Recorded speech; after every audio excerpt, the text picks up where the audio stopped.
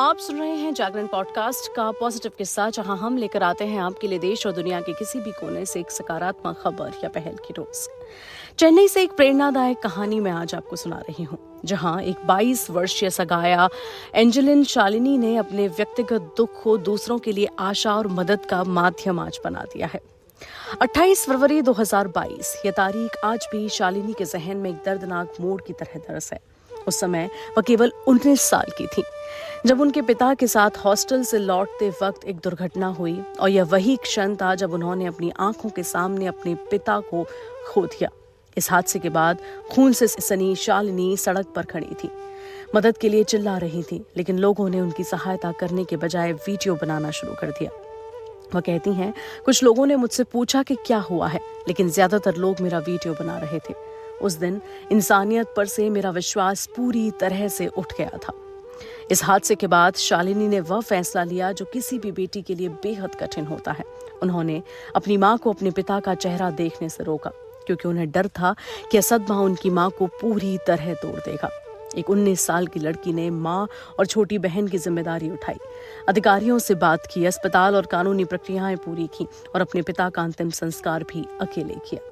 इस दर्द और आघात को संभालने के लिए शालिनी ने इंस्टाग्राम का सहारा लिया। शुरुआत में यह एक निजी स्पेस था जहां वह अपने विचार, भावनाएं और यादें साझा करती थी, लेकिन धीरे धीरे उनका यह डिजिटल जर्नल दूसरों के लिए सहारा बनने लगा, खासकर उन लोगों के लिए जो किसी गहरे नुकसान से गुजर रहे थे। आज शालिनी एक ऐसा ऑनलाइन समुदाय चला रही हैं जो तमिलनाडु के अलग अलग हिस्सों में 100 से ज्यादा लोगों को जोड़ चुका है। यह समुदाय न सिर्फ मानसिक और भावनात्मक सहयोग देता है, बल्कि जरूरतमंदों को आर्थिक सहायता भी पहुंचाता है। शालिनी की परवरिश चेन्नई के एक मध्यम वर्गीय परिवार में हुई। उनका परिवार हमेशा से करुणा और सेवा में विश्वास रखता रहा है। जन्मदिन और सालगिरह अनाथालयों या वृद्धाश्रमों में मनाने की परंपरा रही है, जहां वे भोजन बांटते और समय बिताते थे। इसी भावना के साथ शालिनी ने साल 2021 में जीवा रत्न नई नामक एक संस्था में स्वयंसेवक के रूप में काम करना शुरू किया। जब वह सिविल इंजीनियरिंग की पढ़ाई कर रही थी, उन्होंने पार्ट टाइम कंटेंट राइटिंग का काम भी किया, जिसकी पहली सैलरी 5,000 रुपए थी। उस पैसे से उन्होंने बच्चों की मदद शुरू की। शालिनी बताती हैं, मैं जब भी अनाथालय जाती हूँ तो बच्चों से बात करती और महसूस करती हूँ कि उन्हें खाना, कपड़े तो मिल रहे हैं, लेकिन जो चीज़ सबसे ज्यादा कमी थी वह था प्यार और अपनापन। वहीं से उनके जीवन का मकसद और स्पष्ट होता चला गया।